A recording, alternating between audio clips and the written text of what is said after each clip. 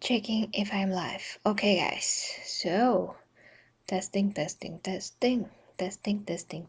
Okay, so hi, guys, and welcome to this live trailer. Sorry, it's a habit. So, hi, guys, and hi to this live spoiler discussion of Wonder Woman once again, but this time it's going to be a direct response to some of the things that have been said in the AngryJoe review along with Alex and the little Joe. And I did wanted to address that if you haven't seen my live review that was first part non-spoiler, second part spoiler of Wonder Woman, go and see that before you see this recorded, or well, yeah, or after the live. I don't know. I mean, the point is that I do put some context in my line of thought about the movie and how I break it down. But now I'm going to address some things that AngryJoe said, because I do think that a lot of the people that will not understand this movie are going to have the same arguments. So I do need that there are some things that need to be addressed. And there's something like John Campea said. I really like John Campea. So John Campea says that movies are subjective, and that is objective. I mean, it's an objective fact that movies are so subjective because everybody are going to see them in a different way.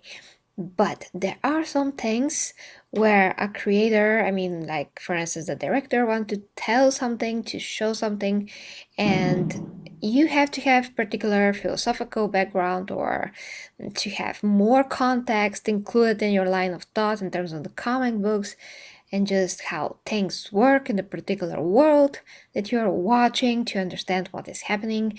And a lot of people in today's times are very superficial in their thinking, and they just do not have the ability to get into things and to dissect a particular piece of art, whether that be actually a movie, literature, whatever it may be.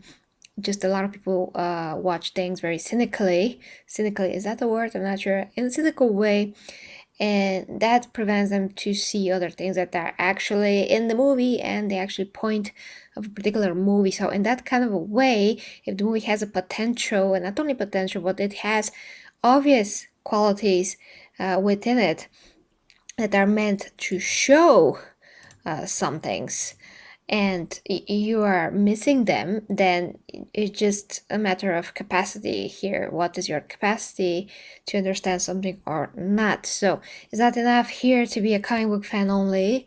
It's not enough here to, just be, well, AngryJoe. But in general, it's just some things that you have to consider, and if you don't consider them, yes, this movie could seem stupid, but it's not. It's not at all stupid. And if you think that Patty Jenkins is gonna be stupid to do a stupid movie, that is just also stupid. So it must be something, or in some kind of a way, movie does make sense a lot more than you think. And I'm actually surprised that I'm even talking about this because I thought that people this time will get it, not like with Batman and Superman, but once again we're having that conversation where people did not get it. So let's explain why, and to explain how things actually are, so you can get it if you haven't. Although I do not actually have a lot of, how to say this, hope, because people that usually don't get these things, they will not get these things even if you explained those things to them. So yeah, but it's still good to think about it. I mean that there's a thought process that is just, I mean, it has to be brought out there. It just has to be, okay? So somebody will make sense out of what I want to say. So, hi to dear Glidon, hi to dear Ivy in the chat, hi Ed, happy that you are here as well. So, let's, what, Lyndon, what? No, you can't say that. You can't say that. I mean, you can't define things this way. This is a fantasy as well, but I'm gonna not get ahead of myself, and we'll just talk about what AngryJoe said. So AngryJoe is one of those YouTubers that I've been a fan for since I discovered him, which is a lot of years ago, and I just love him. And for a lot of things that he said, I do agree, but sometimes when it comes to movies, he just missing totally the point, which I'm not sure how that is happening, but it's happening. So let us see now what he's gonna say and where and why I do disagree with him and the other, I mean, Alex and Joe. She doesn't. So, does anybody want to talk about anything before I go on a huge rant? What do you think? What are you thinking? I think the biggest, what's kind of crazy, and what I have to commend them for is I've never watched a movie with so much stuff, ridiculous stuff happening, Over where I and was over. bored Yeah. for such a huge chunk of it. Stuff is technically happening. I just can't believe it. How can you be, if you're bored from this kind of a movie that strategically tries to set the meaning up in every scene there's some kind of a meaning, even in this scene. And if you don't get that and you're bored, then you're just not able to get in the movie. But I was To sink into the story at all. You're just not able to. That doesn't mean that the movie is not presenting you the story. It just means that you cannot understand it. You just oversee it. Like everything is just getting above your head, way over your head. To like, what? What did something pass? I don't know what that It's is. because they're forced to like keep her in the shadows because she destroys cameras and stuff whenever she goes out, and she doesn't want to help too much because she's hiding. Why? Because Batman v Superman hasn't happened yet. Because Justice League hasn't happened yet. No, that's very superficial way of looking at things. Yeah, of course, Wonder Woman was not out and about. It's obvious. I mean, a lot of people obviously seeing her. That was before the internet was what it was. But the point is that it's not because of the newer movies also, but it is because if there is a Wonder Woman in the world, in the real world, she would want to hide herself as much as possible. She would want to help people, but it's gonna be in a way that there's not gonna be any recorded, well, whatever she can avoid, I mean, there's gonna be less evidence of her existing, and people are gonna be just like, I saw this woman do this, and other people are gonna be like, no, you're crazy. So she counts on that. She counts on the fact that people are just gonna be like talking between each other, but there's not gonna be any substantial proof to prove that she exists. So that's her bottom line. She doesn't want to be obvious in that kind of way to the world. She just wants to operate with, this way, so she can also have this other life and come out and intervene whenever she can. So that is understandable from this prospect. And once again, this movie stands on its own, so it could totally exist within the DC universe and at the same time be connected to the other movies without referencing them, because it does not intervene or interject with the stories of the other movies, and it does not contradict the other movies in any way, actually. So it could totally stand on its own and be connected at the same time. But no, because if that was a consideration, she wouldn't have learned how to fly in this movie and then forget how to fly in all of the following movies. Well, yeah, she learned how to fly in this movie, and she did not actually fly like we understand it. I mean, like she displayed here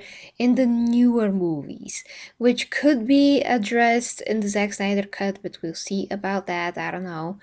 Now, when she fought Doomsday, she did a lot of leaps, a lot of moves that could be considered flying, but yeah, no.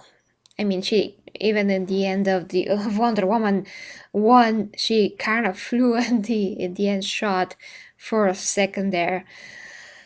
And I was like, does that mean that she's flying or she's jumping? But did it mean that she's like jumping? And obviously, she did not learn to fly then in the first movie, so that is covered. But the newer movies, she does not, visibly fly. She is like on top of a statue, which is very high, and she can be all places, but you don't see how she got there. So yeah, I mean, in the ways that she fought in also Justice League, the theatrical version, it doesn't really like necessary for her to fly in that instance. I mean, the jumping in those little areas, because we didn't see her in the open sky to do anything. She was contained into all of these different areas. So basically, she didn't need to fly. I mean, Superman is the one that is shown that he is flying, because first he was dead most of the time, so that's why he was gonna fly. Second, it just all those fights didn't require Wonder Woman to fly, so you can always say that, well, she just didn't feel like flying there, whatever. I mean, it doesn't matter, because she is also used to fight on the ground in the same way that she supposed to be is used to fight in the air. But we don't know if she is actually. We know that she can fly for this movie, but that is without the context of fighting. So maybe she can fly but not fight when she's flying, just because, I mean, just like Superman, because she didn't meet any foes that are powerful enough for her to have to use this ability on them. So you can explain that by, well, she didn't really have to fly in the newer movies. I mean, she was not even the focus. Everybody else are the focus. So why not? Why not say that? I mean, it's perfectly understandable why she didn't fly when you know how the fighting scenes were, when you know how the situations that she was in were.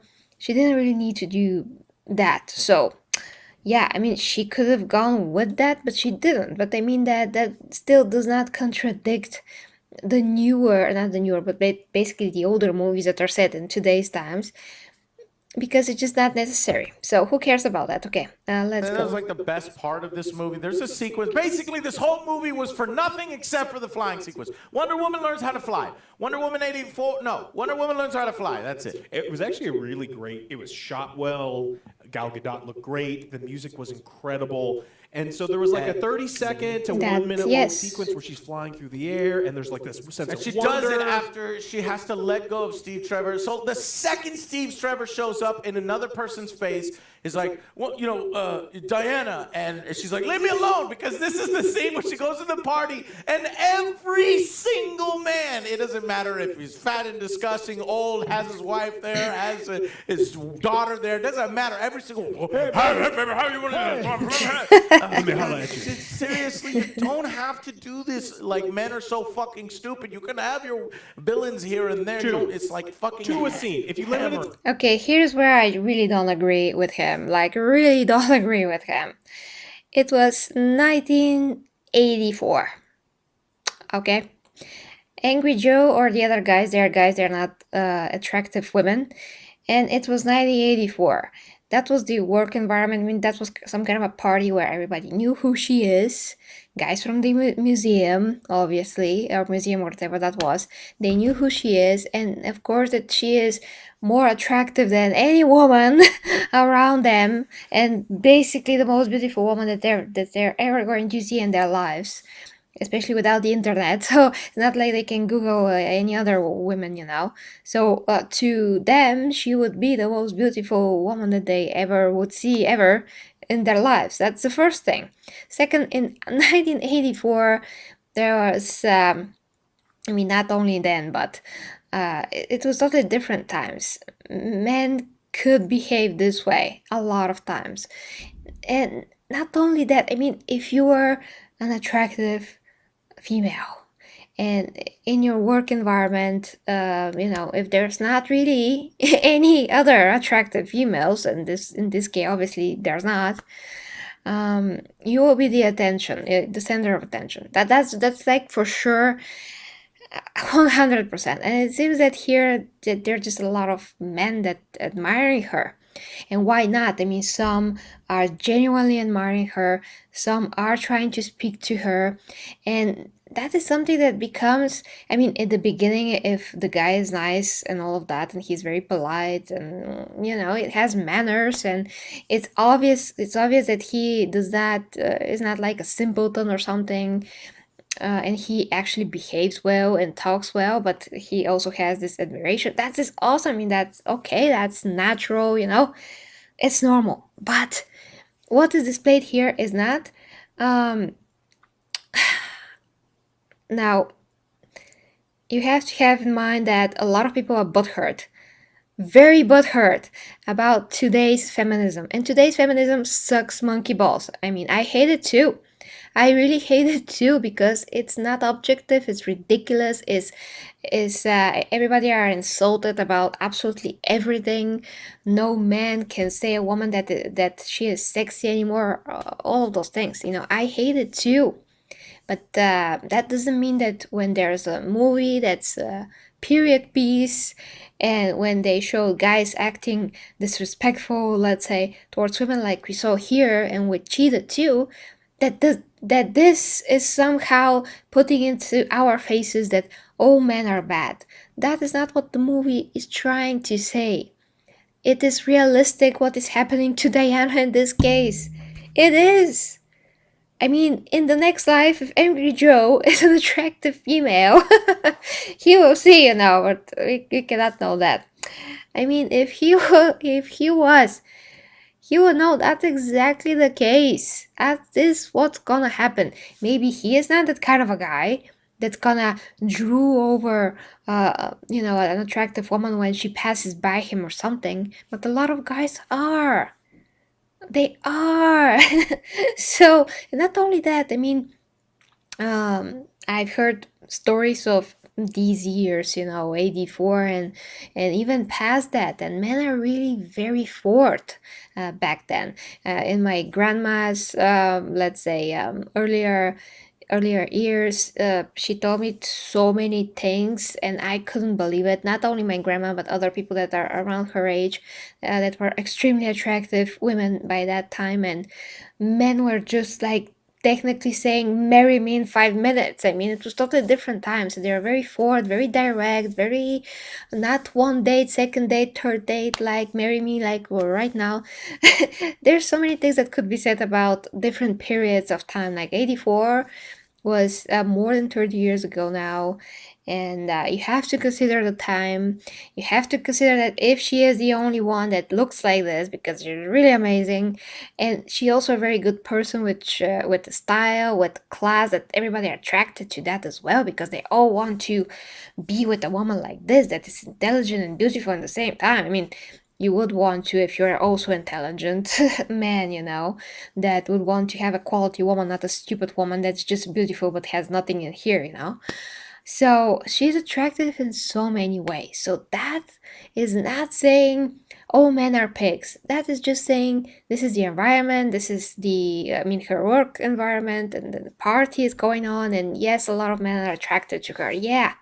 And she is fed up with this because at one point it really gets extremely annoying.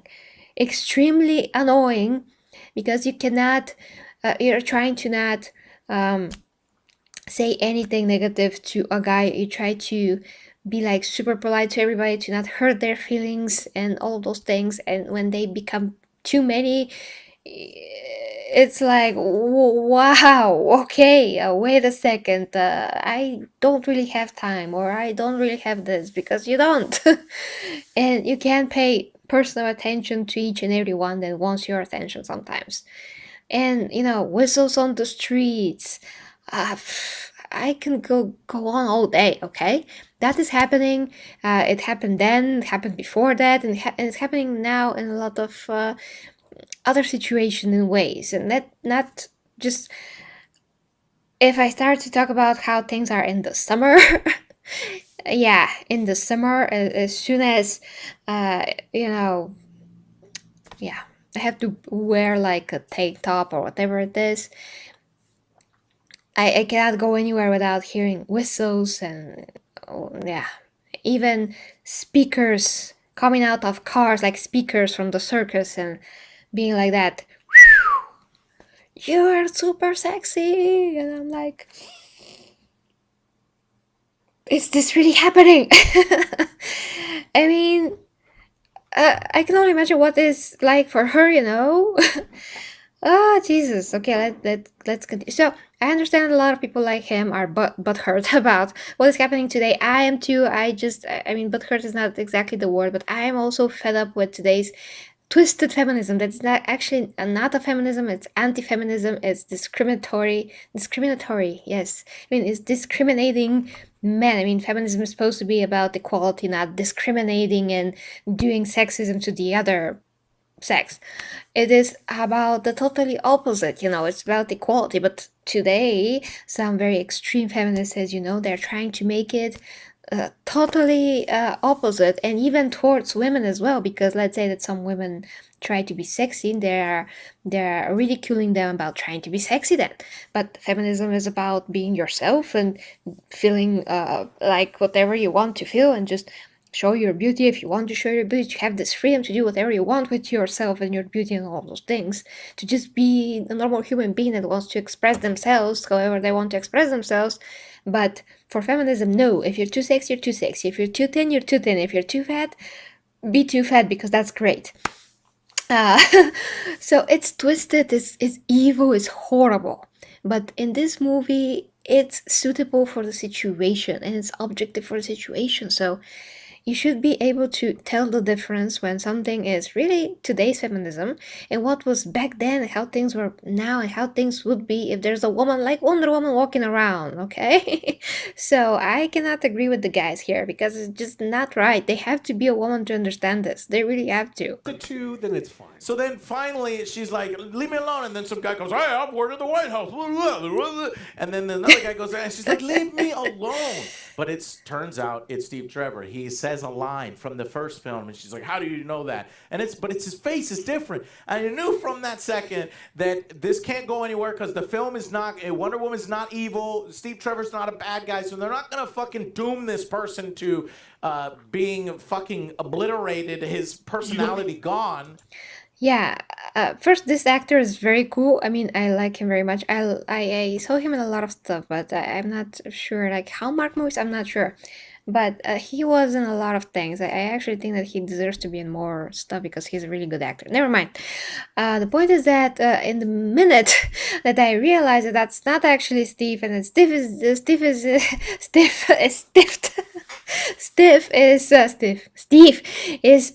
in another person's body.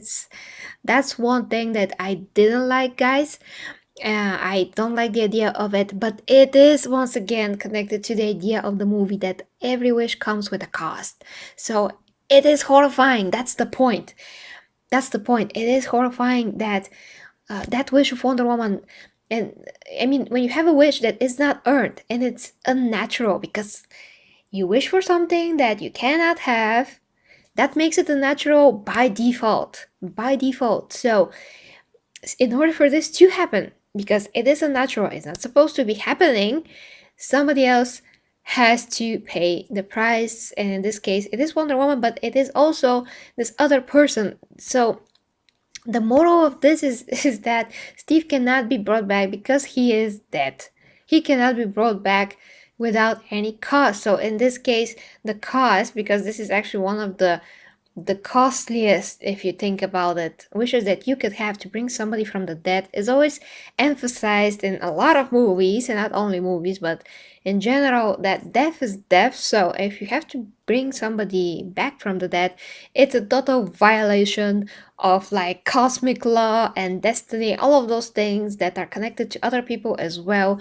So it's like a domino effect, it's like a ripple effect. A lot of things could change if this one person is not dead, or they stay alive, or they are brought back from the dead. So in this case, this is really sinister. I mean, Steve takes unknowingly, unconsciously, the body of some other guy, and with that interferes with his whole life. Just horrible. That's really horrible by its own. So I didn't like it right away, but then if you think about it, that's the point. That is not good. That's not supposed to be this way. That it has a price. That that's just not natural. And Wonder Woman, doing that, she also pays the price with her powers. And she sees how she gets weaker and weaker. And of course, we do know that this guy is not gonna live if Steve stays there in his body. So at the end, she does the right thing, releases Steve to the great beyond, and this guy's once again yeah, in his own life, his own body. Yeah. So, okay, I have just so many things to say. But when you go, through the movie, she is very happy. She starts to see him like Steve actually looks like. That is for our benefit as well, so we can see Chris Pine and not the other guy. But then, of course, she sleeps with him. She lives in his apartment. I mean, they both live there in that guy apartment, eat his food, Pop Tarts, and uh, yeah, make love and all of those things that this guy will never know, unfortunately, for him. But it's still wrong and all. I mean, it's funny from that kind of angle because you do have to interject humor somewhere, but that doesn't make it any less wrong, So it is wrong, and she goes with it because things are just happening very fast, and she doesn't know why or how it happened. But as you can see, the movie just goes on and continues basically. I mean, that she doesn't have time to dwell on how she can reverse that and just return this guy to his life, because she's immediately thrown into this whole chaos with The Rock, and then Barbara, Cheetah, and of course Maxwell Lord. So everything just gets very fast in her face, and she goes and search for the truth of all of this. The truth about the Rock, and all of those things. So it's not like she stood there and dwelt. I mean, it was like totally indifferent to the fact that they just took another person's life without even knowing, without this person knowing, without them realizing that before it's, well, when it's already a done deal, they take advantage of it. But uh, yeah, I don't think that it's impossible not to do that, because how much time they were apart and how much they loved each other. But that is another topic that, yeah, we have to dissect on its own. You can say that, well, okay, I mean, they're both like super in love and they want to consummate their relationship right away, so they don't care they're using another person's body. But that's still very wrong, very, very wrong. Unless, well, not unless, but if Diana thought that this guy is never coming back, then there's nothing that she can do unless, well, because if he's not coming back, it's a done deal already. There's damage is done and everything is done. And if he cannot come back, what, they're just gonna stand there and not consummate their relationship once again? That's gonna take a lot of willpower until they figure out what's going on. So I don't think that the movie's gonna be like, no, they're gonna be totally like nuns until they figure this out. No, they're gonna try to do whatever they can to be together in all the ways that they can be, because they weren't together so long. So from that kind of a way, it's understandable that they're gonna do it. And then it's not like Diana did not try to finish everything. I mean, to fix things. And of course, she realized that this not only takes her power, but it does lead to everything bad. And she already learned this lesson when she was a little kid in this contest, that everything that comes from a lie is not worth it, and it's fake and it's bad and just not real.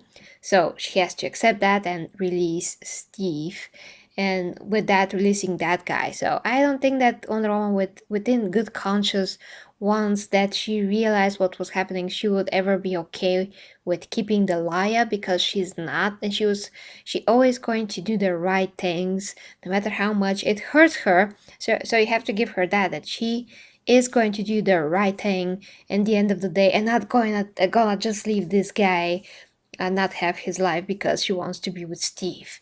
So she would never do such a thing, let's say. So yeah, I think that the emphasis here is once again the meaning that this is horrible, that they took another person's body, because that's the point. This whole thing is horrible. To make wishes that you haven't earned, to have something based on a lie is horrible, and it's not worth having.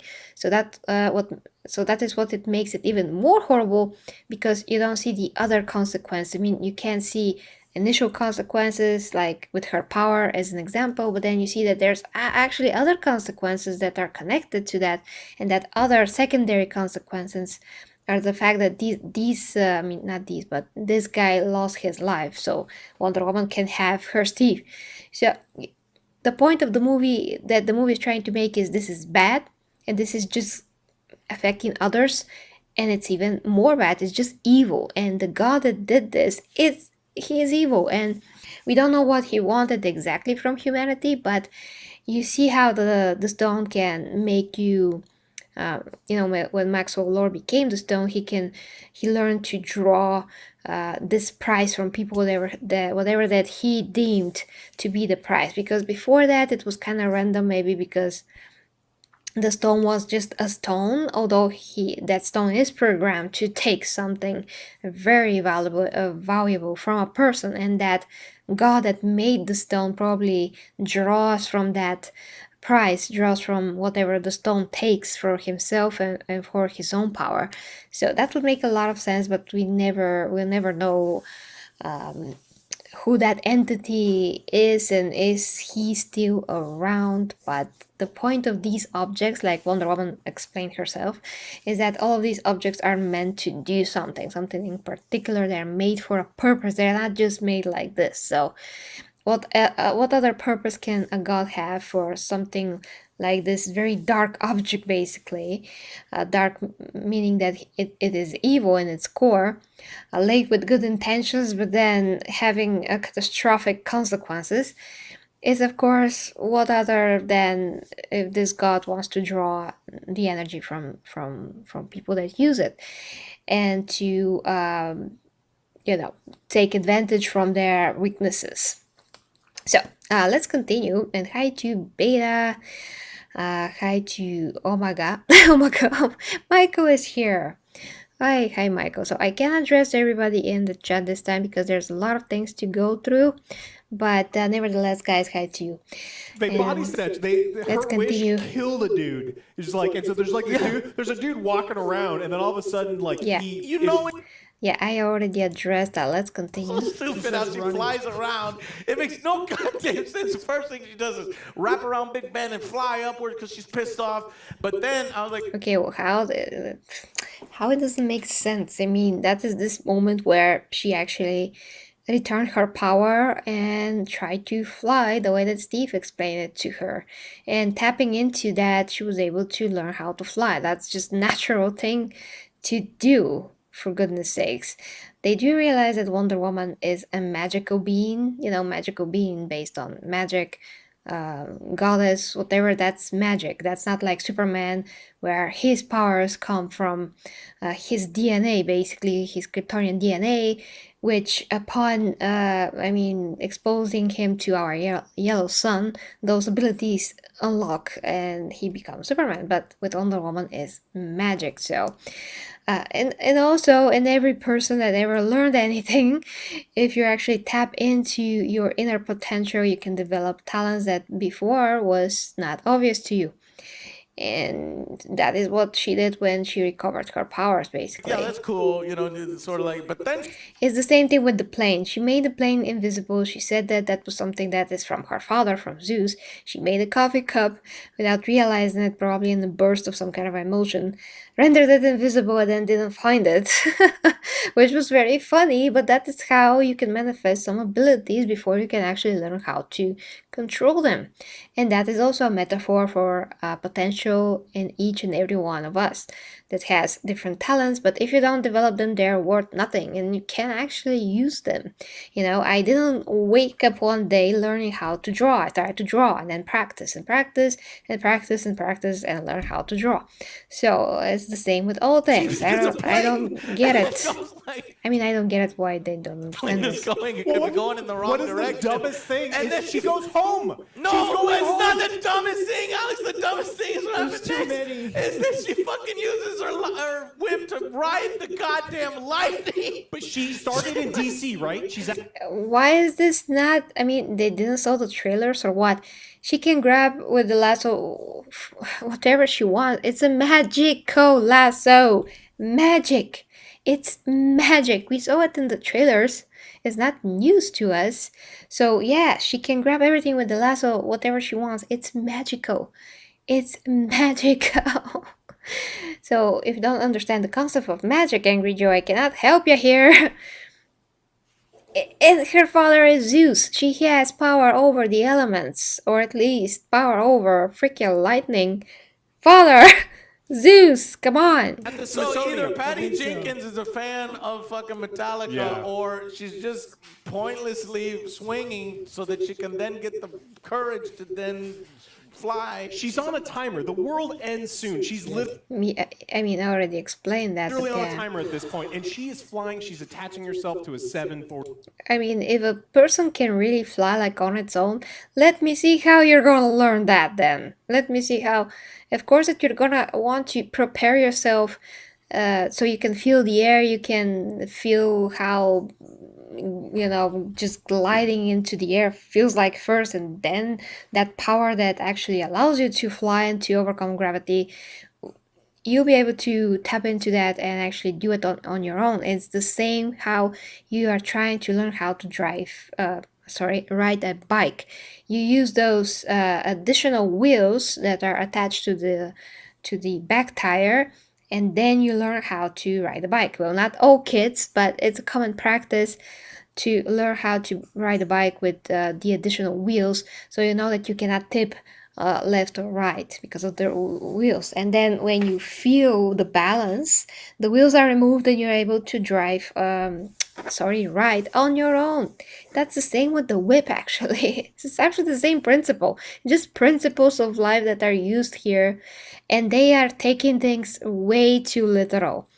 Way too literal. But if you have magical beings, magical powers, magical lasso, a freaking goddess, how else would you want to show how these things would manifest? Well, in this way. In this way. That is how it transcends. How learning how to fly in this case could transcend with the lasso, with the propulsion, trying to do that. I mean, with the lasso, with its help. So I don't understand how this is not logical to them. It's more than logical to me. 7. She goes home. Joe, you realize she starts in DC and she goes to her apartment in DC. She's flying for what appears to be an hour. Yeah. And she's just like flying through the sky. And then we're like, oh, she's going to go find the bad guy who's like thousands of miles away. No, she goes to her apartment. She goes Had to get the armor. The scenes are out of everything She about went this to is the out of armor, order. and then she went back to and then she came back with the armor. Here's the thing: there's tons of that in this film. So Okay, that is just self-explanatory. Self-explanatory once again. So I don't think that I'm gonna get to all the minutes, just particular parts of things that they're said. I mean, everybody can explain why she went to get the armor and all of those the things. end of the film, where you have Maxwell Lord decides that he doesn't want to do his master plan. He wants to save his son. Then he renounces his wish. I'm skipping ahead just to get to the point where then he visits his son. But in order to get to his son, who is stranded walking around in this apocalypse, it would take so long for them to fly to fucking Cairo back over here on a helicopter. And a helicopter that transports him forward, even though his wish is gone and they don't respect him. And in the mind, who the fuck is this guy? Take me to my son. So then they take it and they land. Wait a minute, he was in Cairo when he was broadcast. What? And in the White House lawn, just because that was a set they used before, and the son just so happens to be near the White House, living in near the the bushes. area, and he comes out from the forest, and Well, I don't know, maybe because he knew that his father was there. I mean, that thing with his kid was once again a metaphor for the things that really matter that you can actually lose, but you don't think about them. So he started to lose his health, and then he would have lose his son in one way or another. Either physically, or his son are just gonna forget about that he ever had a dad, because his dad is freaking insane monster. So yeah, that was the point of his son the whole time, to show that he had something that is even more valuable, but he doesn't realize that all the things that he is doing, that he wants to impress his son with his accomplishments that are all based on fake things and lies, that those things are gonna drive him away from his son, and that his son is gonna just hate him for those things eventually. But he doesn't realize that. So it's the Anakin principle, like I like to call it, where Anakin in episode 3, he went to the dark side so he can save Padme. That was his whole idea, to become more powerful and more powerful, so he has the power to bring Padme back from the dead if she dies, or to protect her from being dead. But all of that power, and his turning to the dark side, actually led to her death.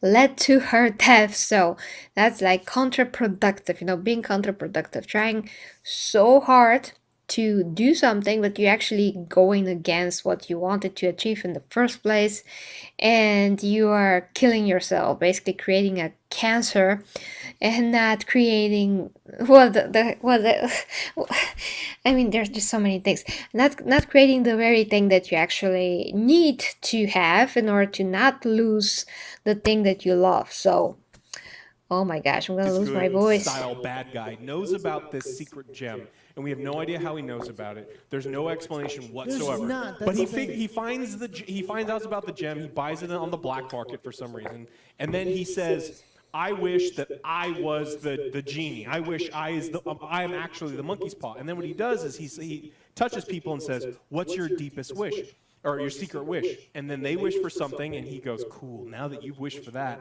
I'm going to take this from you." And so The thing that's most valuable.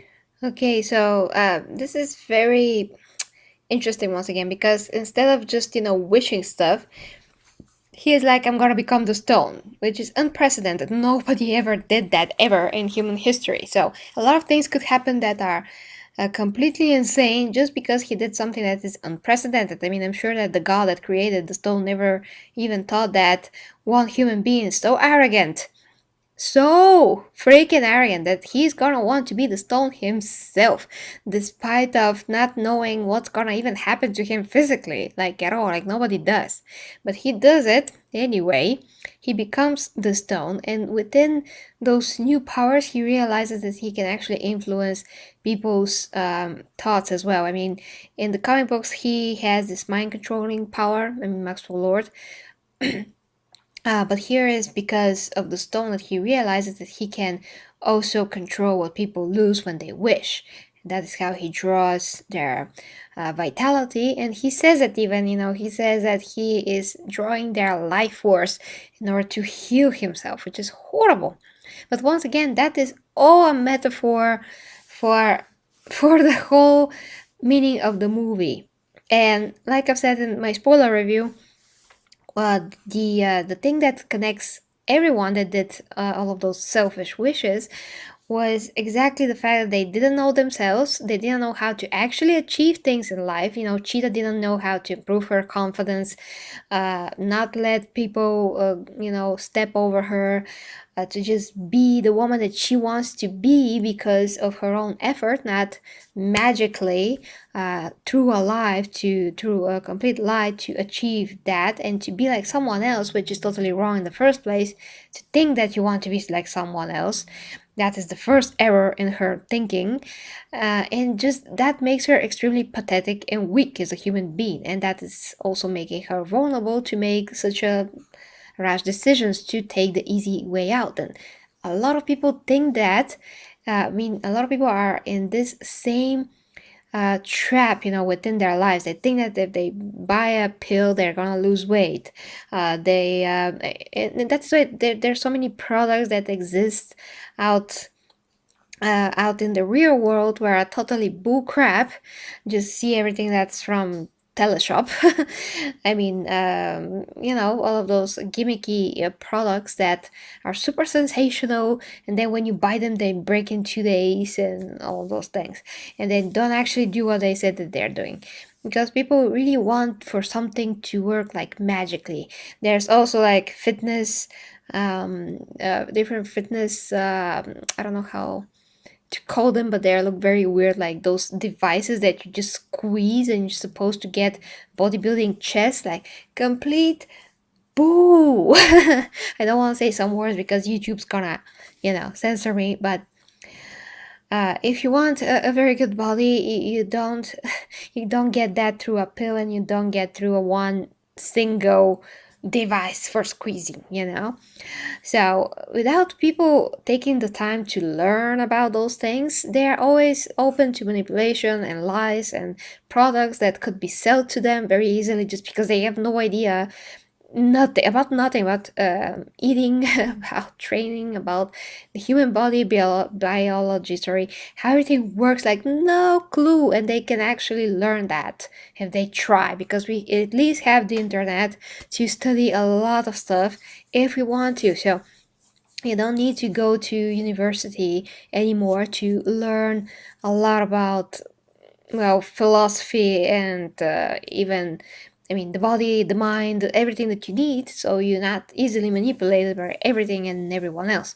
But that is the point of the whole movie. I just don't know how people don't get it, that people are just used to having things, or the easy way, or if they're not, they are just desperate to have things. And when they're desperate and when they do not work for them, but they just want to have them, and they're just crying to the sky, why I don't have this, or why I don't have that, without even trying to get it, or thinking that it's too hard, or just giving up before they even started. I mean, that is the state of mind, the state of being of a lot of people, and that's just a problem that needs to be addressed on a psychological level. And the movie says exactly that. In the heat of the moment, when you're asked about what you actually wish, on the top of their heads, people are gonna be like, well, some people not, but some people are going to think about something dumb. Like this guy in the coffee shop where he was, I wish that you drop dead to this woman. First, who says that? I mean, first, who is saying that to a woman in the shop that just trying to do her job? I mean, yeah, a lot of these people sometimes are not polite. Let's say they also had a bad day, but that's the point. That's the point. Wonder Woman shows how you're supposed to be towards other people, that you're supposed to be understanding, to get into their shoes, to see through their eyes, to see how it is, what it's like to be this other person. She showed compassion and understanding towards Barbara the first time that they've met. She showed how this other person from the museum, or whatever that is, once again, I just didn't, because I know that she works in a museum or something like that, but I was focusing on the story, so I didn't see what's that, like a gallery, or like an archaeological whatever. That's not the point at all to the movie. The point is that Barbara was new, and that other woman didn't even know that she was working there, so she's neglected right away. She's just tossed to the side right away.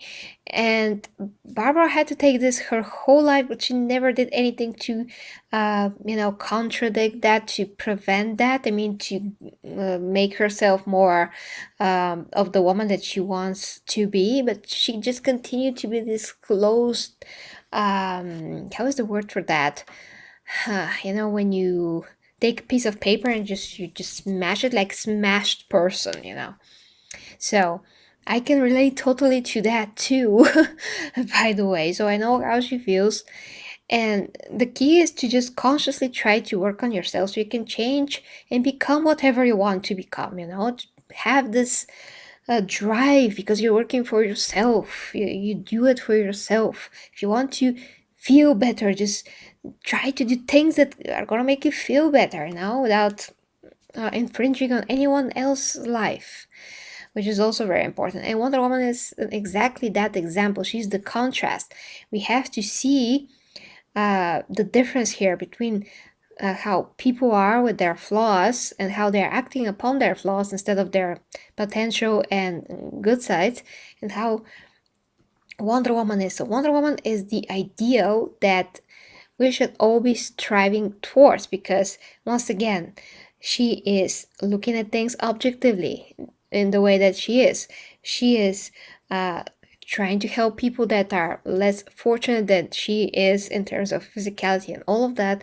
She just understands uh, people, and that's why she was kind, and that's why she paid attention to Barbara. That's why she went out with her, and that was very pleasant for her as well. She didn't do it because she pitied Barbara. She did it because she had genuine love for people.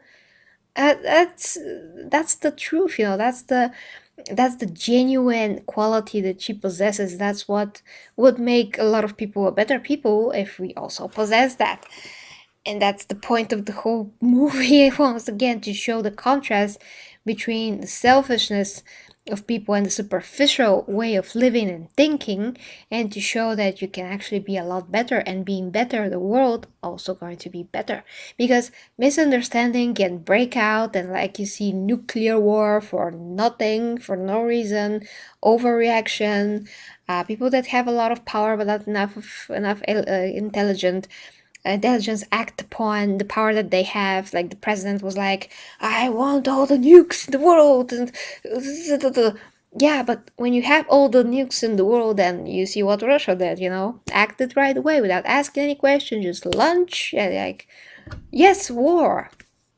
So that's just stupidity, but all hell can break loose out of such things, and that is, everything is hanging on a thread if people don't have this fortitude within themselves to understand other people better and to have wisdom to understand other people better. It's crucial to understand each other correctly, to not be cynical about things. So that is what I'm trying to do. I'm trying to also understand where AngryJoe and other Joe and Alex are coming from. But I just don't think that, I think that they are watching this movie very superficially, very comic book way. The example that is set from the other movies, like from the Marvel movies, you don't really see that much of depth in them, and you're used to for particular set pieces and structure, and when you don't get that, you're just butthurt all of a sudden without actually, giving it a chance, giving it a real thought. You think that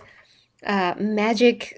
If you think that her trying to swing on the lighting is stupid, then you don't understand magic all of a sudden. Like, how did that happen? When did you forget to understand magic? And did you not see the trailers? There's so many things. They say, and then Kristen's like, "Well, what's more valuable?" Or Cheetah's like, Barbara's like, "What's more valuable than your wish?" Well, it's like the things that make you you. Yeah, your humanity. Yeah. And all those other things. So exactly. The movie progresses. A bunch of shit happens. Pointless shit. Really TV particles. They're like, well, we can. Oh God, Willy Wonka. Okay, so here's another thing: is that in this film has a problem. That problem where it's like they need an item to move the movie forward, and it's just there.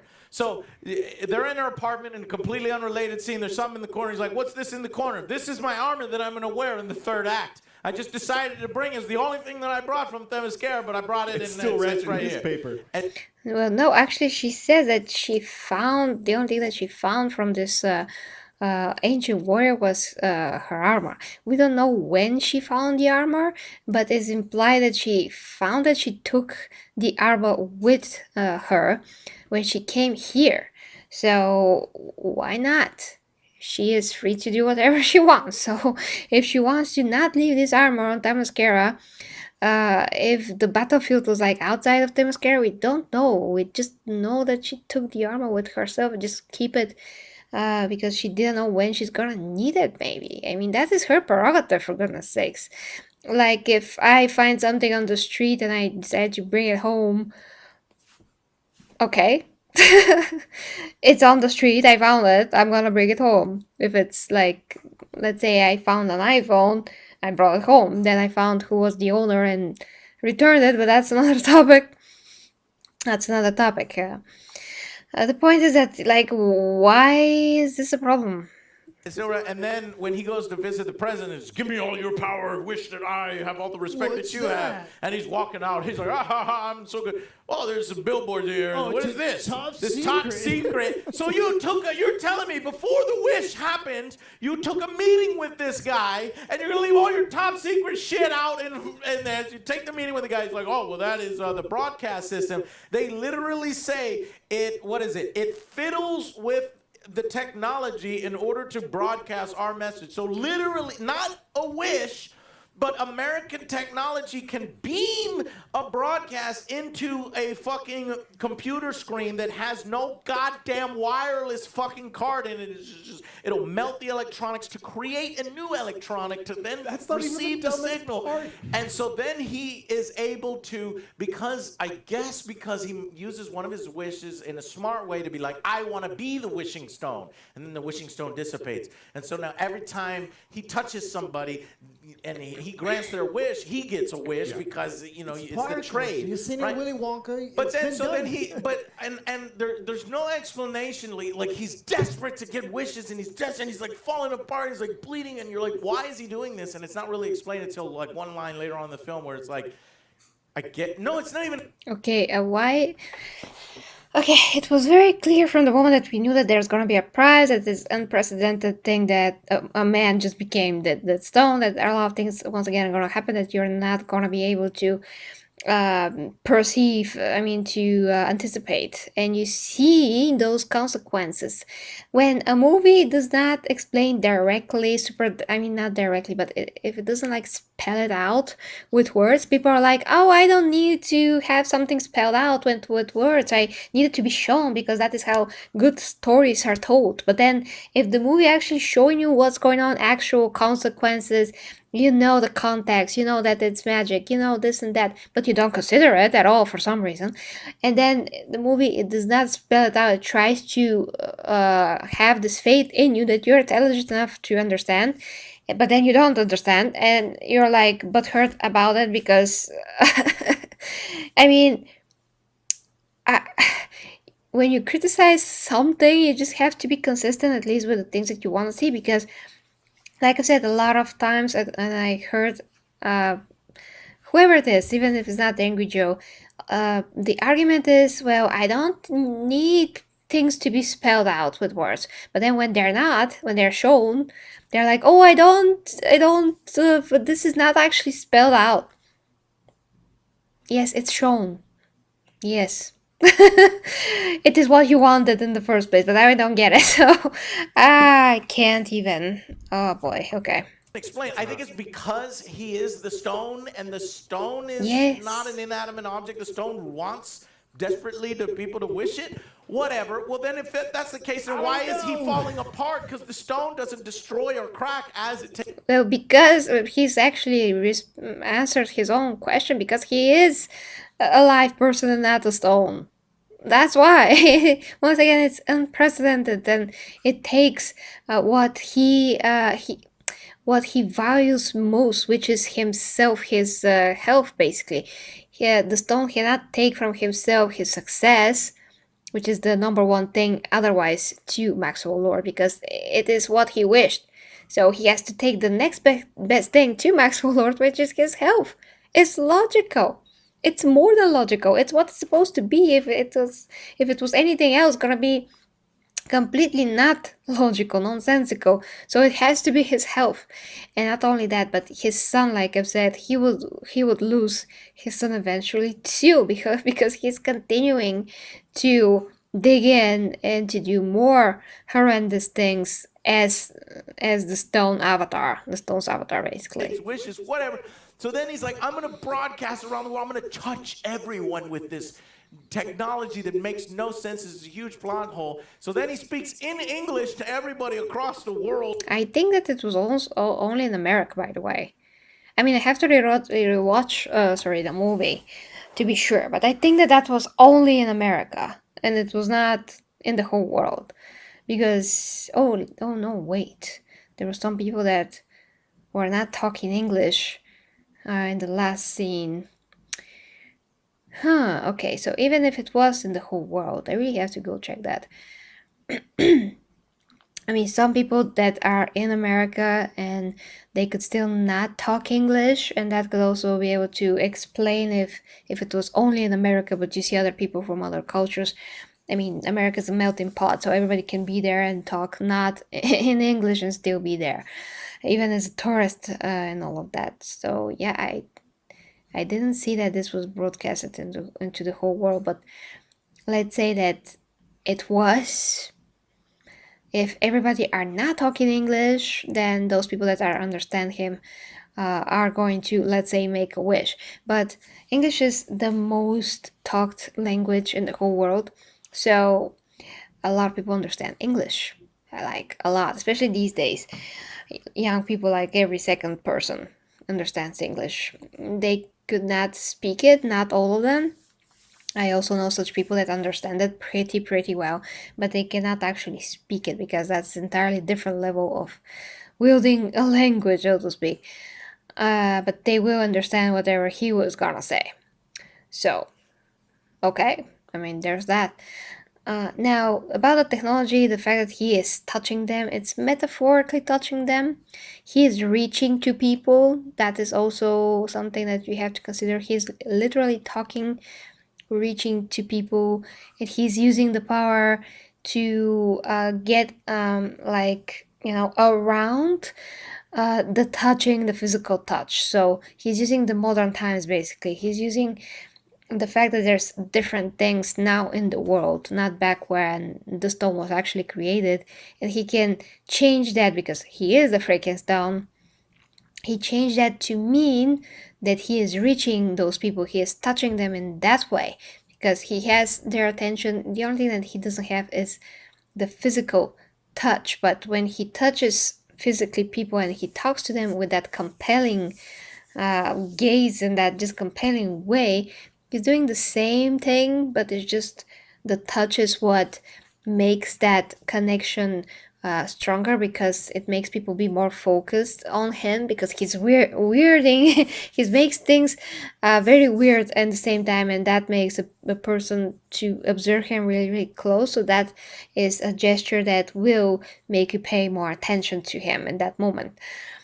And he is achieving the same thing when he does that with the broadcast because it does cut out all the other broadcasts. So let's say you are at home and you're watching the news, but all of a sudden this guy talks things and you're like, what happened to my programming? What? And you're gonna watch and be like, So, in that kind of a way, metaphorically, he does achieve the focus and he does achieve the attention that he needs to do his magic, basically. So, it's something that you can contribute or attribute to the magic element of everything, that he is able to go around the fact that he's not physically touching them but touching the people nonetheless, just in this other way.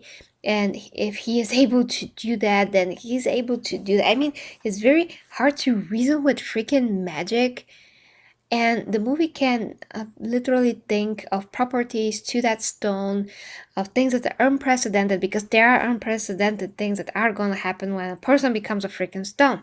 So you can totally say that this is not a plot hole because of the context and because of the nature of the magic that is in the stone, that is in general in this universe, the nature of this object in the first place, made by a god. Now it's a human is his avatar. These things that nobody knows how they're gonna turn out and what is actually possible and what is not possible. So we cannot even say as viewers what's possible and what's a plot hole. In this case, we cannot. We don't have a ground to stand on because we are not the ones that make the rules here at all. It is the movie, and the movie says this is unprecedented and we don't know what's gonna happen. So this is possible because we don't know what's gonna happen. And apparently when he's conscious being, and when there's, I mean, conscious being that is this rock, he can learn how to use those powers in a different way to embodying them better. Because when you do have some kind of ability, when you practice it and practice it, you will discover more to that ability. You will develop that ability. It's just logical how things are. It's the progression of anything. It's a principle in the universe. So when he has powers, he's going to get better at using those powers. It's just logical. So why not this to include, to be able to influence people without actually physically touching them. I just think that's logical. And if the movie starts to explain that, spelling it out, if there's some kind of a narrator that comes along with the book telling us everything, like there was this movie Godmother that I watched the other day, Disney Plus movie Godmother. It's awesome, awesome. By the way, a Christmas movie. There was a narrator fairy that talked, and it makes things a lot cheesier. I mean, it's perfect for this movie. But if there was really a narrator that explains how everything is and should work, the movie's gonna be horrible then for sure. And our intelligence is gonna be very under question. So if you cannot explain that with magic, I don't know how else you're supposed to explain that, you know? Mm. Yeah, that's yeah. Okay, dear Clayton, thank you for this confirmation. So you also get that that it was in the whole world. Yeah, top secret. Yeah, that could hijack every broadcasting. Yes, absolutely. And well, dark. That's actually a good thing that magic can translate English to other languages in a way. Actually, that makes a lot of sense to me because there is a universal way of understanding. Let's say that it was like a telepathical even communication, that they were going to understand him just by the way that he puts meaning behind the words, you know, the meaning that he is implying whatever he is saying is by default something that creates power and creates heftiness to whatever he does. So I'm gonna give you an example actually. You know, the monster drink that I love so much. The monster drink, yes. Well, yeah, I love the white monster at zero calorie. But anyway, so the monster drink, a lot of people, well, I don't know how many, a lot of people, but I watched this video where they're explaining how the monster claws, this is like devil's number, whatever, and all of a sudden that's now magically magically but not intended, but all of a sudden that should mean to me that I would not ever drink a zero calorie monster because there was a devil sign on it. Now that's a long topic, but what is the takeaway here, what is relevant to Wonder Woman is that if I were to put this meaning onto Monster, and if I would to think about Monster now as something evil with this evil logo on it, if I would to think that this is actually the devil's number or the devil's logo or whatever, then I'll be putting power and consciously, put energy onto that logo sign, the monster's drink, and I will be giving it some kind of a merit in that way because I'm consciously doing that because now I believe that this thing is actually a monster. um, the devil sign or whatever. But even if it is, even if the clause mean that, even if that is absolutely true and it's symbolic and all those things, even if that is true, if I don't pay it any attention, if I don't believe in that, if I don't put any meaning behind it, not more than what it is to me, which is an energy drink, you know, if I don't put any of my conscious thought energy towards that and define it as such, define it as the devil's number, whatever, I'm not giving it any power over me. I'm not giving it any influence over me. I just want to sometimes, occasionally, once a month, to drink one monster. I even drink it like in the span of a few days, like one monster. I almost never drink the whole thing all at once. So I can go without it for months. I'm not obsessed with it. I'm not anything. It just the energy drink that really helps me out when I need it. It's just on occasion, and I don't really buy any other because most of them are not zero calorie, and I don't like how they taste. So not like I'm addicted to it. It's totally opposite. I literally use it to serve me and I do not serve it, you know. I use it by definition for what it's meant to do, and I use it to serve me when I need it, and I do not serve it. So that's one thing. I mean, I'm saying that because there's a lot of people that are addicted to coffee, let's say, and they like drink it obsessively. But coffee as well, I can go without coffee for days and not even pay any attention that I did not had coffee. Especially when I had enough of sleep. I can go without coffee without any problems. I'm not addicted to the taste or whatever it is. And when I get off coffee and when I drink it, I also don't have any other effects. I also have the same effects from coffee. It makes me a bit more awake and a bit more, well, yeah, I just feel a bit, you could say a bit better. Like my head is a bit more awake, yeah. But other than that, I mean, I don't. If I drink it all the time, I always get the same effect, not more, not less, not more, not less. Whereas other people, when they drink coffee all the time, they just stop having this effect and they have to drink more. But I'm like always on the same level. Even if I stop it, I don't stop it. It's always the same. So I just talk too much. Okay, let's go through one more thing, whatever I can, because I'm gonna lose my voice, and see what else we can. To Yeah. do wishes, right? And here's why the fucking movie is so fucking stupid, because not a goddamn person on the fucking planet wishes for a selfish wish. Not a single person, like you were saying, like, wait a minute, not like Well, like I've said, the selfish part is kind of missing. Well, we don't know actually about everybody, but the selfish part here is, like I said, because everybody has a wish that is on top of their head. They're not thinking it through. They're not actually realizing that the wish is gonna be granted. I'm pretty sure most people don't even take this seriously. They're wondering what the heck is this guy on the TV now. So he just manipulates everybody to make a wish on the top of their heads.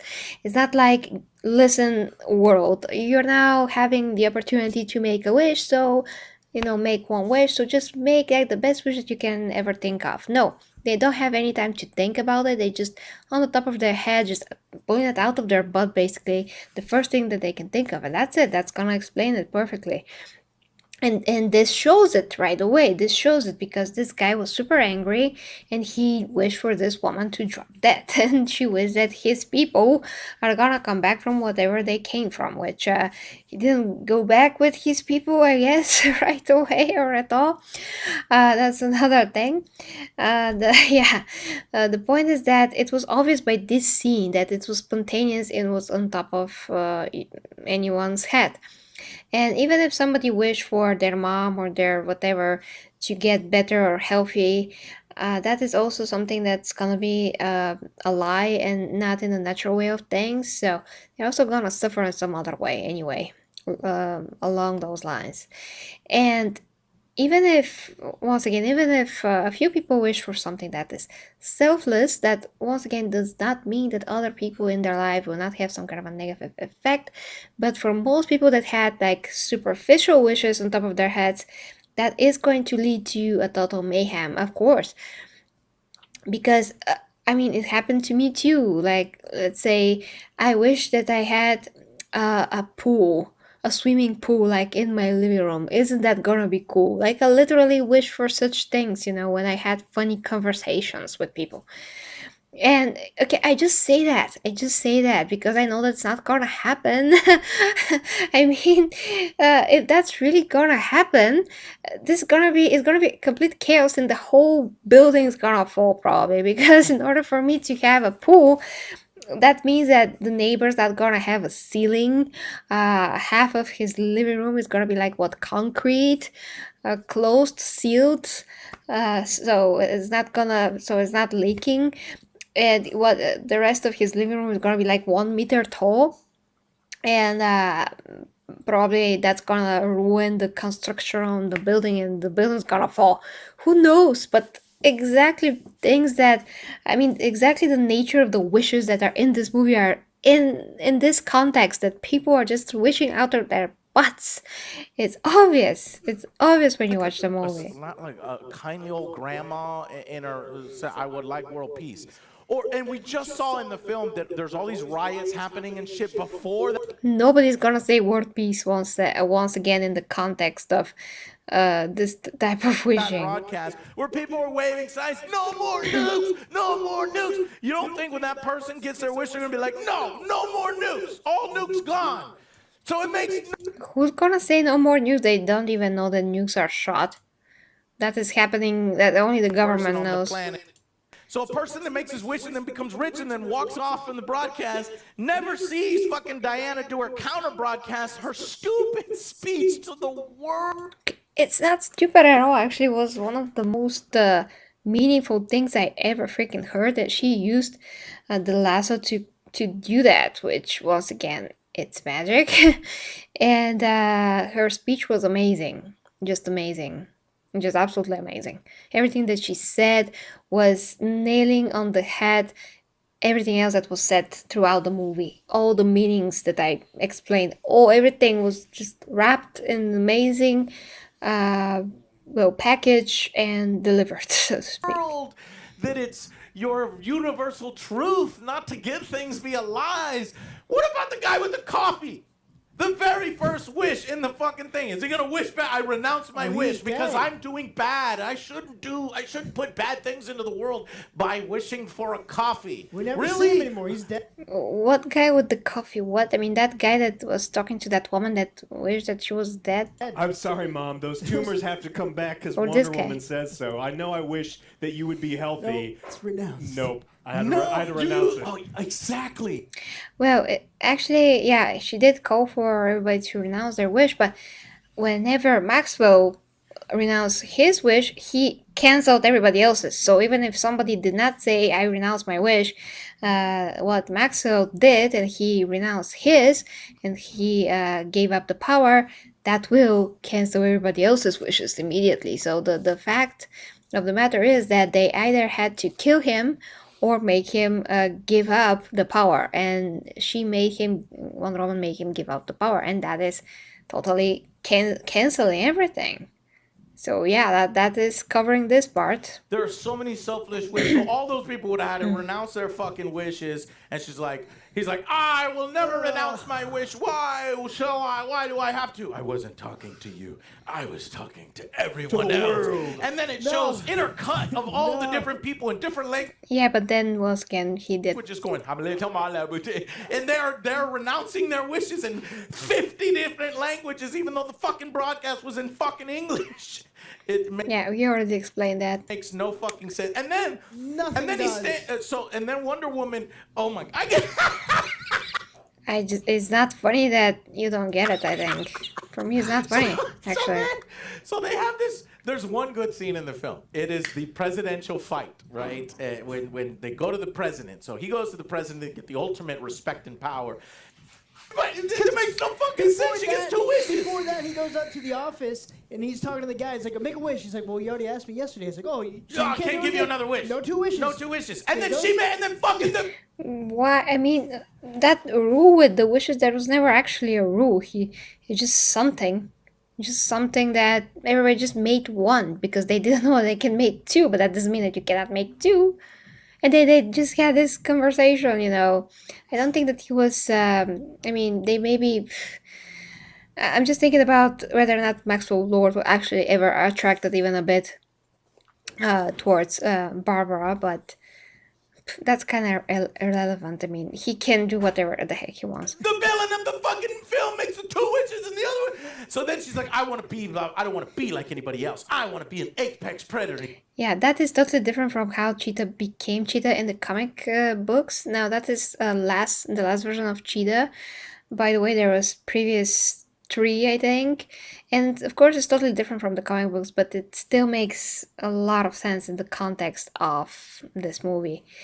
And it's once again very sad because she was a woman that could have done all of those things by her own. I mean, she could have become sexy if she wanted to, confident and walk on heels and learn how to be just more confident as a woman, but she just went on a easy way. Basically what the stone did is to unlock her natural confidence that she already has, but she just doesn't use it because she doesn't know how to tap into it. She is suppressing her own confidence. That's once again a problem, that psychological issue to a lot of people. It's something that we all have to work on, to have confidence that comes from our inner sense of worth, and realizing that we do have qualities that are worth respecting, from ourselves and from other people as well, to be acknowledged. But you do have to build upon yourself in order to be acknowledged in some kind of a way. And that is something that you should not try to fake, but you should actually try to build for real. And then it's gonna have real value to you and to everybody else. And it's gonna be real. He's like, tell me more. So they don't have to explain that she instantly turned into a shark, or she instantly like a blue whale as an apex predator, right? But no, off camera, she's like, I want to be a cat. I just saw Cats. Saw It was the Cats. greatest movie ever. Everyone loves, furry CG. Well, she said she wanna be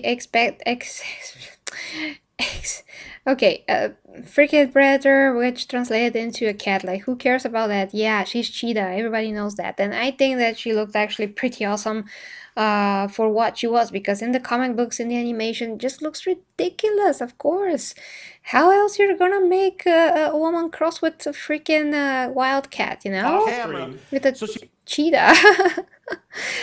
I think that for what she was, she looks awesome, especially her pulls the face and camera her down hair. and goes, I don't need and then I don't need the camera, and then he just walks randomly off. I already have all the wishes in the world, and he's right. He's won, because you can't get everybody in the world to just fucking renounce their wishes.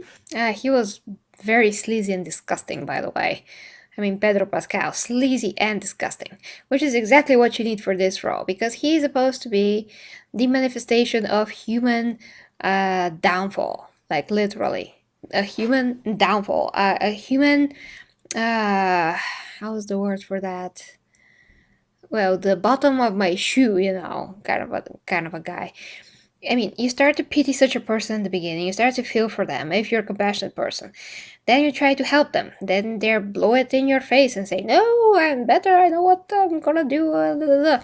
And then all of a sudden they just try it. I mean, they just start to fall and fall and fall, and to degrade and degrade. And all of a sudden you just can't help them anymore.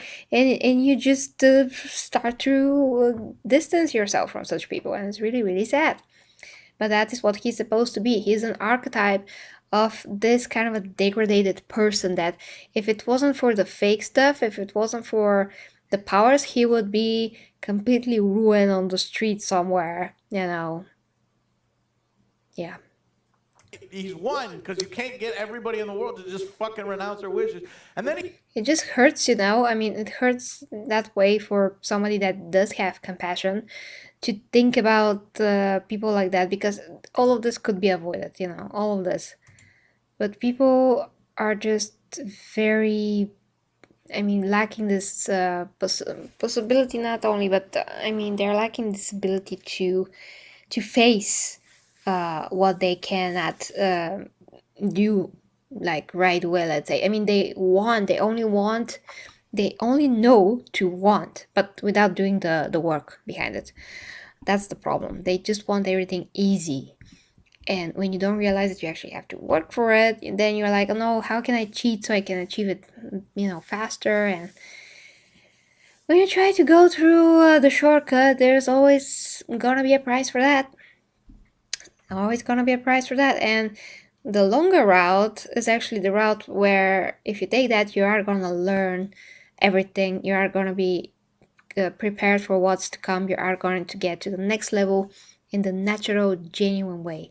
And that's gonna make you the real deal. I mean, that's how champions are made. They're not just made because they're super talented. I mean, talent is something that it is due to genetic potential too, but then if you don't use it, if you don't develop it, if you don't work your ass off to develop it, you still cannot use it, you still cannot benefit from it. So even if you have talent, you have to work. So everything is work, repetition, grinding, fighting for it.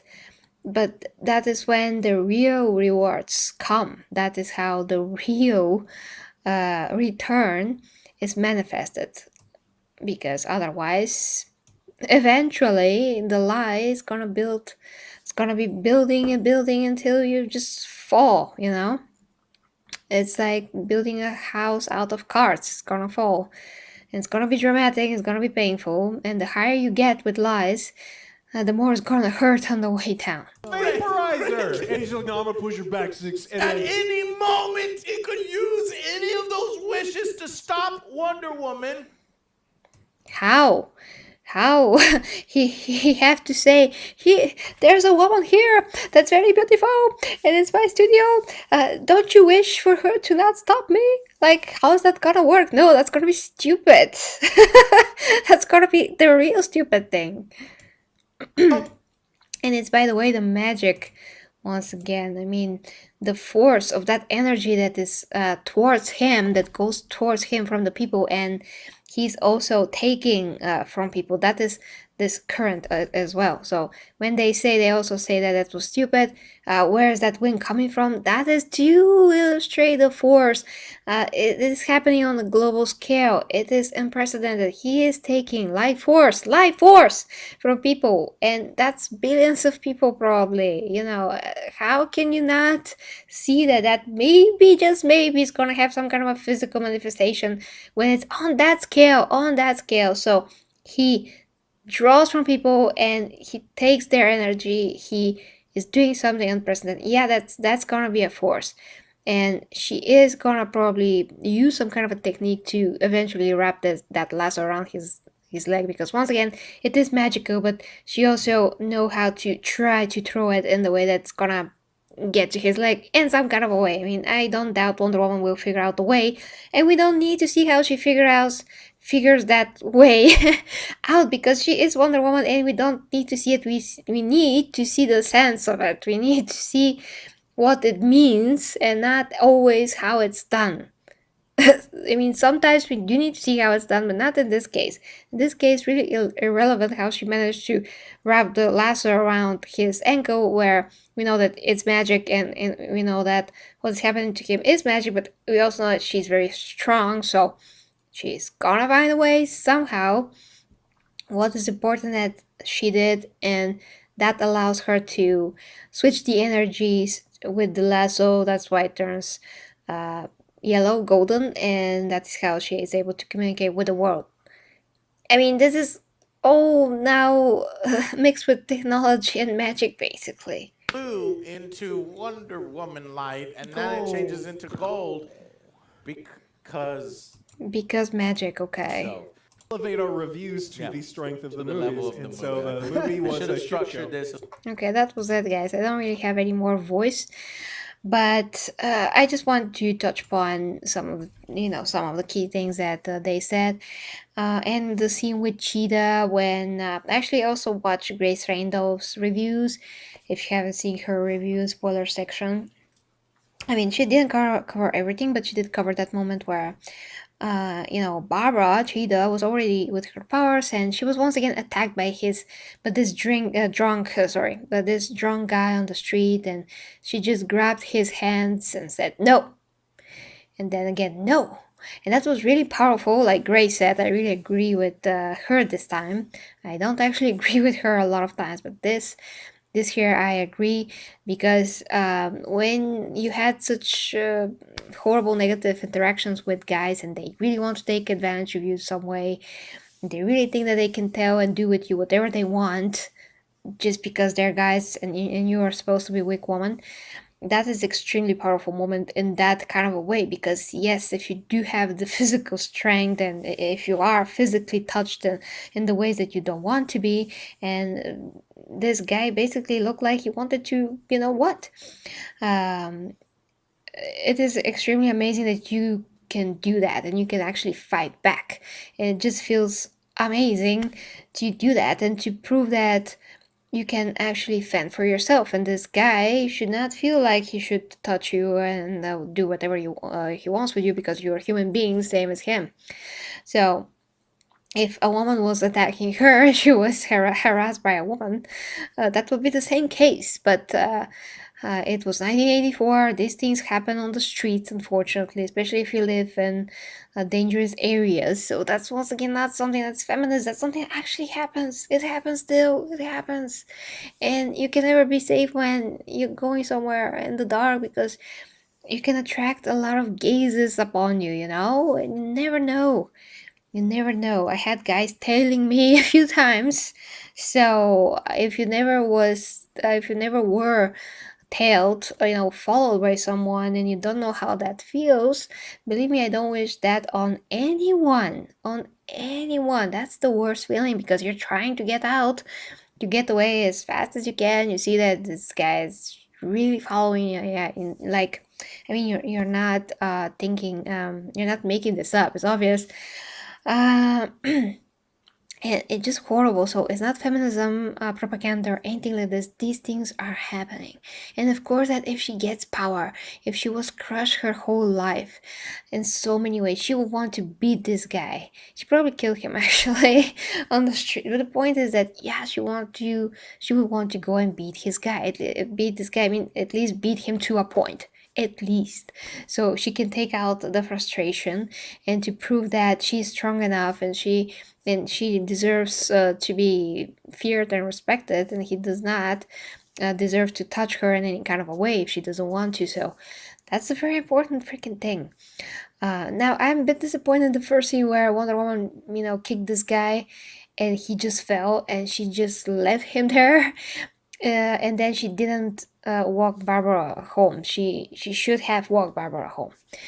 Now, the other thing that I totally forgot to mention in my spoiler review is the end credit scene. The end credit scene, guys, is something that I almost, probably actually woke the neighbors. Because when I saw what happened there, the honor that was given, I just wanted to. Okay, just let me see something. I'm gonna let you know what exactly I mean.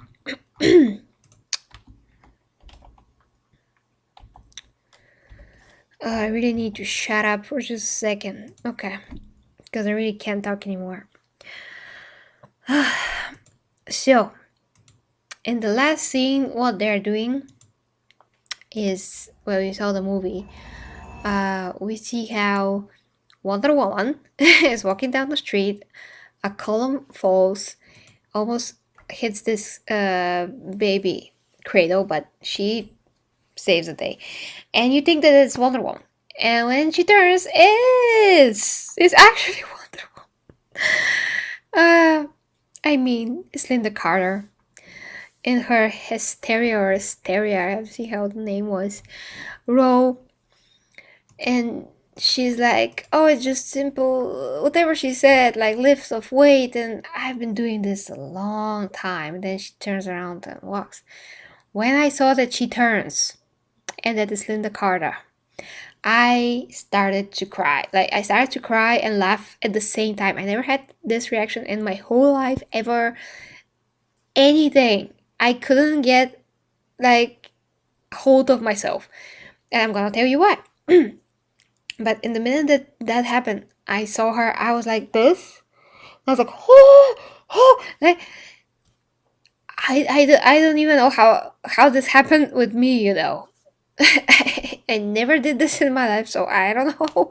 But this came out of somewhere, and I started to cry, like cry and laugh and cry and laugh. And my bunny was in the kitchen.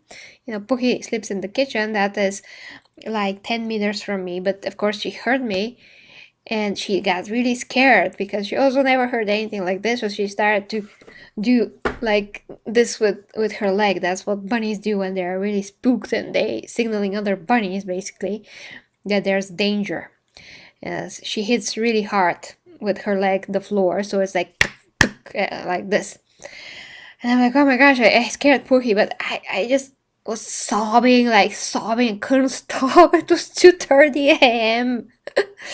2:30, and So many things went through my mind, and the reason that I cried is and laughed and cried because I was so happy. Now I haven't seen the original Wonder Woman show, but I know Linda Carter. I've seen her, watch her. I mean, I watched her also in her own Supergirl, and I knew that she was close with Gal Gadot and Patty Jenkins, and they were just so sweet together. All of that, but the point is that it's amazing honor, like the honor, recognition that she is getting with this gesture to be put into the end credit scene of Wonder Woman. That is telling her that, look, Linda Carter, we are respecting you, we are appreciating what you did, and no matter that you're older now, you're gonna be in this movie, you're gonna have this role. And the minute when they show that scene where this ancient warrior was fighting, I mean, she's trying to take all the punishment so the other Amazons could get away or something like that. And then Wonder Woman found only her armor. I knew that there was something about this warrior that we have to see, and they showed her eyes, which are very beautiful and blue, and it looked like, now when I think about it, they did look like Linda Carter's eyes when she was young and all of that. And it was just perfect, like so perfect. So they gave her this honor, and there was a statue in Themyscira of her, of this ancient warrior that was the greatest warrior of the Amazons that preceded Wonder Woman. She was before her, I mean. And now Wonder Woman is taking her armor. That means that she's taking her mantle. She is taking the torch, um, doing this mental justice, continuing. But this warrior, this hysteria or hysteria, she is still there, she's still alive, she is still amazing, no matter that there's like a younger warrior taking her place. She still matters, she's still worthy of admiration and respect. And to me, I don't know how to explain this, guys, but I really resonated with that so much. Because when you're a person that, let's say, like in her instance, she has legacy that is only her legacy because she was the first Wonder Woman. She was so beautiful back then. She did things that were never seen on screen before a woman to do. That too. And what she did will always be in history, always be in history. And to take that and to give her the recognition and just respect that she deserves by including her in this movie, by saying, yes, we acknowledge you, we know that you still exist, you still are amazing, have value, no matter if you got old, like who cares, they took Bruce Campbell and make him Ash on his late years, and he still was amazing, and they're all kicking ass, taking names. It doesn't matter that he's old, because he can do it. He can be funny. They can play out of the fact that he is old even, and that there's some kind of a charm in that too. There's value because these people, they went through so much, and they're still here, and they still can do things, and they know things. They have wisdom that younger people just don't have. Now, that is not true about all old people, by the way, older people. That is not true about old people. I mean, there's a lot of people that just never take any lessons from life and just remain stupid throughout their whole lives. But that's another topic. But not these people. These are the people that are really special, that really did something with their lives, that really contribute to society, to contribute to a lot of people's lives, gave them entertainment, gave them some kind of a inspiration, and just gave them a great example, in general, in a lot of ways with these roles. And Linda Carter, she is so cute, she has charm, she has charisma, she has this genuine feeling, and about her, just she's just amazing still, she's just glowing like the sun. So when I saw that, I was like, no movie has done this. No movie ever has done this in the way this was done. Like, no, I cannot think of any movie that ever gave an actor a role that is so symbolic, the way that it's connected to Wonder Woman right now. I mean, the warrior that has a statue in Themyscira, the warrior that was the best warrior amongst the Amazons, which is Wonder Woman. And that, get it? The best warrior amongst the Amazons is Wonder Woman. So Asteria, I mean Wonder Woman, that is still Wonder Woman. I mean that they're saying that it's the best warrior amongst the Amazons. She will do everything for them, sacrifice whatever. Yeah, that is Wonder Woman by definition, by a lot of the definition that makes Wonder Woman Wonder Woman. And then just make this golden armor saying that she's the queen, she's the original, she is golden, it represents queenhood and it represents majesty and just the best.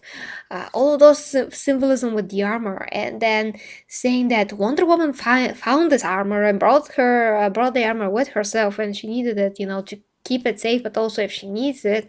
And by wearing and taking the mantle of this warrior, that is exactly what is happening, in the real world with Gal Gadot taking the mantle, doing Wonder Woman. But also, they do not devalue this warrior. They do not. They still put her in the movie being alive, and that is freaking original Wonder Woman, Linda Carter. Thinking of all of that, how to not cry. So that is why I cried and sobbed and laughed, because it was unbelievable. And I said right away, gosh, if if the original Superman was alive, if Christopher Reeve was alive, that could also happen. And if that happened, I would also cry and sob and all of that in the same way. But unfortunately, he's not. But the point is that they had the chance with the actor still here, still amazing, still alive, to do that, and I'm happy that they did that. And I think that it's it's an example that has to be followed and has to be appreciated. I didn't cry that much when Wonder Woman got separated from Steve, just because I was very into the movie and the meaning, and I was thinking about the meaning, and I was just dissecting it as a piece of literature and all of that. So I just was in that moment of really deep thoughts, and I just didn't cry in that scene. Although if I'm going to see it again, which I am, I'm gonna cry probably. But when I saw that at the end, it means a lot more into how we think about people, how we think about people getting older, all of those things, that there has to be respect there. And the fact that somebody like is above 50 or 60, that doesn't mean that if they're active in life, if they're still trying to do something with their lives and they're awesome, like Jennifer Lopez or The Rock, for instance, they still deserve everything that they get, everything they earned, all the respect and admiration, because it doesn't matter if they're younger or not, if they can still are amazing, it doesn't matter, at all, and you have to acknowledge that. And this is also very important for me, because when I watched, when I saw all the news that were circling around about the Xena reboot, then the Ash TV show happened. We saw Lucy there, and all of that. And Lucy said, "Well, I'm too old," or stuff like that, and they will never take like actresses that are that old, like her and Renee O'Connor in the role of Gabrielle. But I'm like, oh, why not? Why not? We can have Xena.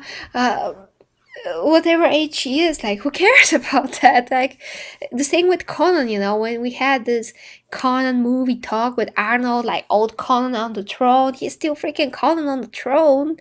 He can have like kids, like young baby Conan, whatever he wants to have, like teenage 25 years old Conan Junior, but he's still Conan on the throne. Why not have a movie about the old Conan? Like, who cares that he's old? It's Conan, Conan the Barbarian. It's the same with Xena, and we did have a whole TV show, went for like 3 seasons, I think, with Ash, when he kicked ass. We had funny remarks about how he has back pains or something because he's old. Whatever the case, that he tries to prove his manhood by dating young women because he's old. Funny stuff like that. Like, who cares? But it's still the same freaking Ash with the chainsaw and all the disgusting things and guts everywhere and all of that. So if the same principle does not apply to male actors, it should not apply to female actors as well. We all love Lucy Lawless, no matter how old she is. She looks amazing. She has her Australian TV show, criminal show. I think it's for second season, but I'm not sure. Don't quote me on that. The point is that she can freaking do whatever she wants, but I don't think that she wants to play Xena. She said many times she doesn't want to commit to a TV show, but who knows what she thinks now. I mean, that was years ago. The point is that the same principle of respect and acknowledgement should be applied to female and male actors, and it's just amazing when you see this acknowledgement to the original actors because they went through something that today's actors would never go through, and that is bringing a character to life that was unprecedented for the times. It was unprecedented to have a woman being so powerful on screen on those times, to have special effects in the TV show. She is spinning, she's turning into Wonder Woman, she gets to the costume, she's doing all the heroic things with the lasso, she has to look athletic to a certain extent. She has to always be in shape. Men has to have to see her in that role and accept her somehow. All of those things, she has to deal with that on a daily basis. Prejudice, for sure, for sure. I mean, even when we watch Xena, when I watch Xena, and my dad sees Xena, he's like, "What is this bullshit? What is this bullshit?" I'm like, "This is Xena, warrior princess. What are you talking about? She's like the strongest freaking warrior." No, because she's a woman, or I mean, I don't think that he even can accept this in his mind that he accept that he thinks that because she's a woman she's not worthy or something. I don't think he even realizes that. He just thinks that if it's not Arnold with the biggest muscles, and if it's not Jean-Claude, or if it's not Sylvester Stallone, and if he doesn't see men and muscles, that no, that just does not exist. It's bullshit.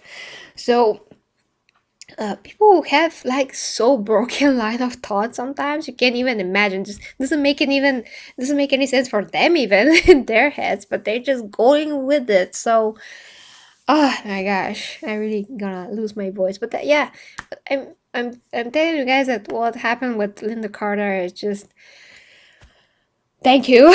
Thank you for that, for to Patty Jenkins, because it had to be done, and it just means a lot more than it just looks on the surface, because I already see comments like, oh, Linda Carter's like the lassie. Well, that's cool, or that's gonna be very good if the movie was good. Like, can't you see what this means? No, cannot you cannot? You have to. It's important. Never mind. I'm so passionate about this, guys. Yeah, that is it. I really want to address the last scene, whole movie. I said it. I said what I wanted to say. It was very long. Hope that you enjoyed it. Really sorry that I cannot say hello to everybody, but I see Michael here. Just Nova. mm, yeah, she is. She is. I mean, the people that are beautiful, that are sustaining themselves, they're gonna be beautiful like on any age. No matter if they get older, I mean, they're still gonna be beautiful to a certain extent for that age or in general. Or something that Jennifer Lopez said. She said that she wants to be beautiful anyway and to be considered beautiful, and not you're beautiful for your age, but she's just beautiful, which it is. I mean, she is. She is. Jennifer Lopez is unbelievable. I never consider her to be that beautiful when she actually was younger. I actually see her a lot more now, and she just looks absolutely breathtaking. I'm just floored every time that I see Jennifer Lopez. I'm like, like, like, is this human? It's just so amazing. So yeah, she is beautiful no matter what freaking age she is. And Shakira too, by the way. Shakira and Jennifer Lopez, they're both looking better than they ever looked when they were actually younger. But that's just amazing. So we should be able to appreciate those things when people really take care of themselves. It really shows, and when you have good genes, of course, that helps.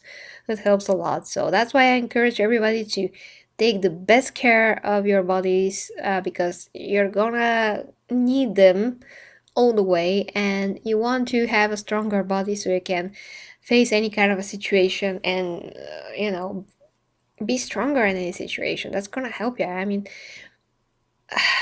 I'm gonna get into other topics, guys, but yeah, that's the point. Just be the best version of you. When we go by the movie, that's what I have to say. Be the best freaking version of you. Don't watch how other people are, unless you just want to take good example from them and to be inspired by them, but don't copy what they are. Be you. Be the best version of you. Don't be you and stay on the same level. Improve yourself so you can really know what it's like to really be you, when all of those talents and potential that you have are actually developed. You are going to see yourself as a flower that just blooms and unravels more of its petals, just like a rose. But you won't know that if you don't try, to dig in and to develop what you can be. So dig in, try, see what you're good at, work on that, follow that, those passions. I mean, I would say follow your dreams, of course, although it does sound cheesy, but the point of follow your dreams is just follow yourself, follow your heart, follow your desires, passions, what you love to do, and just do what you love to do as much as you can, because that is going to make your whole life better. It's going to be therapeutic, it's going to be creative, maybe even for you. So it's very important to not let day-to-day life or other people just drag you away from who you really are or who you want to be. Don't listen to the negative or whatever. Like in my case too, if I tell somebody that still doesn't know that I'm doing what I love right now, although I'm not getting even half of the money that I used to get when I had a job, they think that I'm crazy. They think that I'm completely nuts. But I worked years for this. I'm not gonna give it up, no matter. I'm just gonna do what I can with the money that I have now and just do my best and keep on going, keep pushing forward, because I at least know that I did what I wanted to do. At least I know that I developed myself how I wanted, and I spent every second that I breathe working towards that and not just giving up and decided to be super like regular or mediocre or whatever, what people want me to be. And I just totally overlooked um, what I wanted and what I feel within me that I have to do. And I listen to everybody else that they're not me. They're not me. They do not know what is best for me. They do not know what is gonna make me happy and how I want to live my life. So if I have to do something risky in order to be happy, I'm gonna spend a lot more time or seconds or minutes being happy and doing what I want, instead of being miserable with more money on my hands, but be completely miserable, and sad, and to look back in a few years and say, yeah, I just wasted my time, I just wasted my years. Now let's quit and start again. But I just wasted 5 years, let's say, or wasted more. Yeah, instead of wasting, just start whatever you can as soon as you can. Just do it. Time is not on our side, guys. I mean, everybody thinks that we have time, but we don't. Before we knew it, we are gonna be Linda Carter, and we better be Linda Carter and something, and have something that we are proud of. Like, she has a lot to be proud of, and not something that we're not proud of. So we better build whatever future we want, and whatever people that we want to be. We better build that person that we want to be. Not trying to screw somebody else to become like them, but become us, become what we are supposed to be and what we can become. So thank you very much for this, and that you listened to me for so long. And I love you guys. I hope that you had a very awesome Christmas. Christmas is actually 3 official days, and even 4th, but a lot of people don't know that. So it's still Christmas. And I'm gonna be probably back tomorrow, but in any case, I'm gonna slowly but surely getting back to everything that I have to do as well, and getting to cover a lot of things and releasing stuff and just working towards my dreams. So you work towards your dreams and your better self. Love you guys, kissing you. Till next time, AngryJoe reviews. And yeah, just be more understanding, like the movie says. get into people's shoes and try to be compassionate before you be judgmental. That's it. Kisses.